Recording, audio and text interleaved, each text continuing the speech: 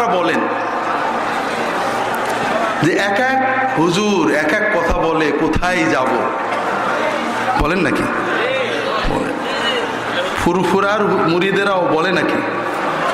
কারণ ফুরফুরার এক হুজুর এক কথা বলে, আর এক হুজুর কোন দিক যাব বলেন না? বলেন না? মাশাআল্লাহ। আপনি যখন বাজারে যান, বাজারে গিয়েছেন থলে নিয়ে, মাছের বাজারে অনেকগুলো মাছওয়ালা আছে না? আলুর বাজারে অনেকগুলো আলুওয়ালা আছে না? আপনি যখন বাজারে যান, সবগুলো দোকানদার একসাথে, স্যার আসেন, চাচা আসেন, ভাই আসেন, আসেন, আমার কাছে টাটকা আছে, আমার কাছে ভালোটা আছে, আমার কাছে কিন্তু অমুক ধান আছে, অমুক সেল আছে, বলে না? বলে না?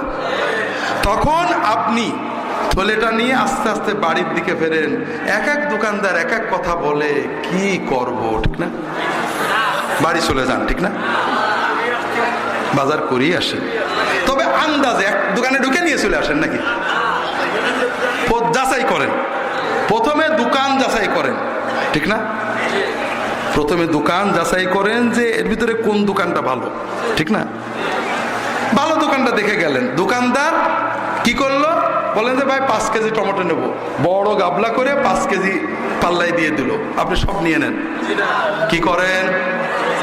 বেছে বেছে নেন। আপনি আলু বেছে নেন, পটল বেছে নেন, পেঁয়াজ বেছে নেন, কাঁচামরিচ বেছে নেন, টমেটো বেছে নেন, ঠিক না? আপনি প্রথমে দোকান যাচাই করেছেন, এরপরে পণ্য, মাল, হাব্বা হাব্বা একটা একটা করে যাচাই করেছেন, ঠিক না? ঠিক না ভাই? ঠিক। ভালো দোকানদার 12 আনা মাল ভালো দেয়, 4 আনা খারাপ, কাজে ওইটা সহ নেন, ঘটে নাকি? আপনি প্রতিটি মালই যাচাই করে নেন, ঠিক না ভাই? ঠিক। তবে ঈমান, ইসলাম এবং জান্নাত আপনি যাচাই করেন না।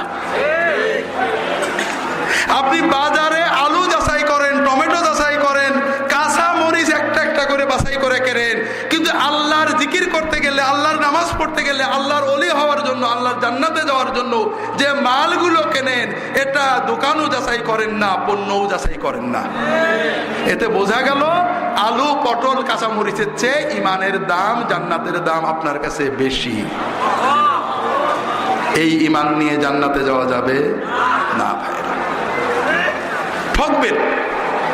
কারণ যে আপনাকে জেতাতে চায় তাকে আপনি ভুল বোঝেন, আর যে আপনাকে ঠকাতে চায় তাকে আপনি জিন্দাবাদ দেন। দোকানদার পণ্য বেচায়, আমার খুব ভালো জিনিস, খুব কম দামে নেব, বিনা পয়সায় দেব, তারপরেও যাচাই করেন। আপনি দুনিয়ায় যখন জমি কেনেন, ঈশ্বরদী জমি কিনবেন, 2 কাঠা জমি, 2 শতক জমি কিনবেন, ভাই জমিটা আমার, এই দেখেন 5 বছর ভোগ করছি, লোকজন সবাই জানে, আমার টাকা দেন, জমি দিয়ে দেবো, দেবেন? কি করবেন? ফটোকপি দলিল হলে হবে?